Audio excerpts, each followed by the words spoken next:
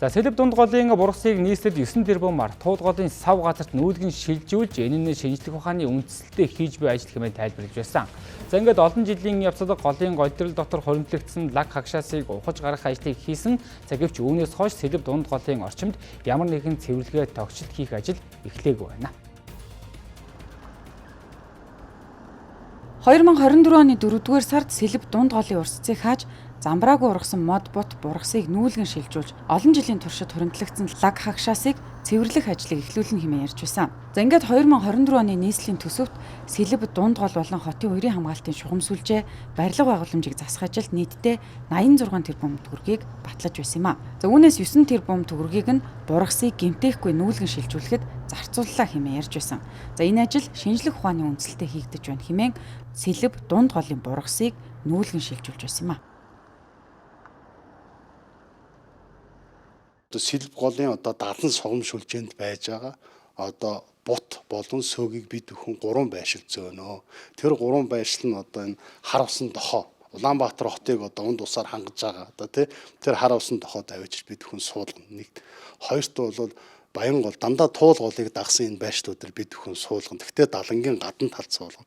Баянголын цэцэрлэгт хүрээлэн гэж яаж байгаа. Мөн манай бид бүгдийн ярьдаг төв цэцэрлэгт хүрээлэнгийн туул голын айс хаваар бид бүхэн энэ суулгахаар бэлтгэсэн байж. Уцөг зөөх гэдэг энэ олон ажлууд нийт хэдэн төгрөг энэ жил хийгдгээр төлөвлөсөн. За энэ жил бол бид бүхэн нийтдээ нэг тодголтойгоо нийлүүлээд энэ жилийн хүрээнд бол нэг 10 гаруй тэрбум төгрөг хийх төлөвлөлттэй байна. Өнөөдрийн байдлаар бид бүхэнд 9 тэрбум байж байгаа. Тэр 9 тэрбумынхаа хүрээнд бид бүхэн тендер зарлцсан байж. 2025 оны 6 дугаар сарын 11-ний өдөр Сэлб дунд голын бургасыг авч лаг хагшаасыг зөөвөрлөх ажил хийгдснээс хойш нөхцөл байдал ийм байна. За иргэд голын урсгалыг хааснаас хойш халууны улиралд өнөр орж бохирдол үүсдэг талаар ярьж байна. Харин хотын удирдлагууд голын урсгацыг сайжруулж тохижуулах ажил 2040 он хүртэл үргэлжлэнэ хэмээн тайлбарлаж байна. Бид нар бол мастер төлөвлөгөө гаргаад явж байгаа. 2040 он гэхэд 26 он хүртэл 26-аас 35, 35-аас 40 он гэж 3 үетэй аваад 166 км дээр шинэ үерийн далан байгууламжийг барих 266 км дээр борооны ус шүүрлэх систем шинээр барих тийм санагдчих. Би яг зарим тоонууд дээр бас тооронтой хахгүй болохоос сайн бас заримдаа холиод идэв шүү.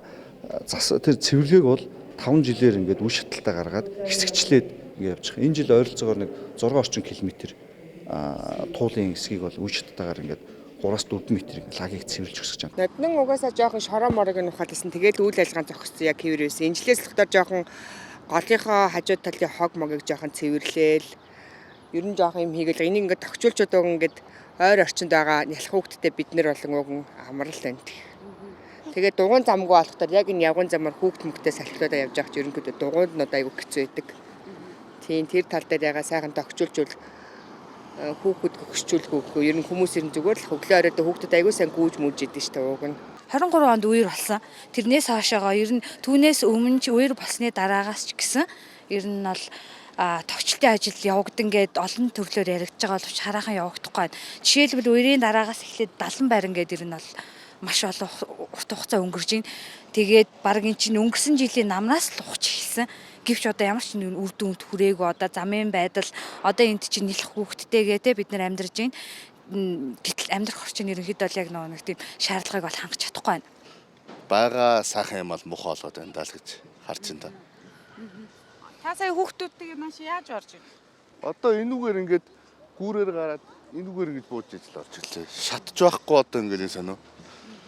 Ойрхон нэг сайхан тоглолцдог ингээд голынхаа иргэдээ суучдаг тийм тийм юм байм хиймээр байгаа байхгүй. Тогтчулах гал байгаа бол. Тэгээ энэ буургас модын нь бол авч хийдгүүд би маш буруу л гэж ойлгодог.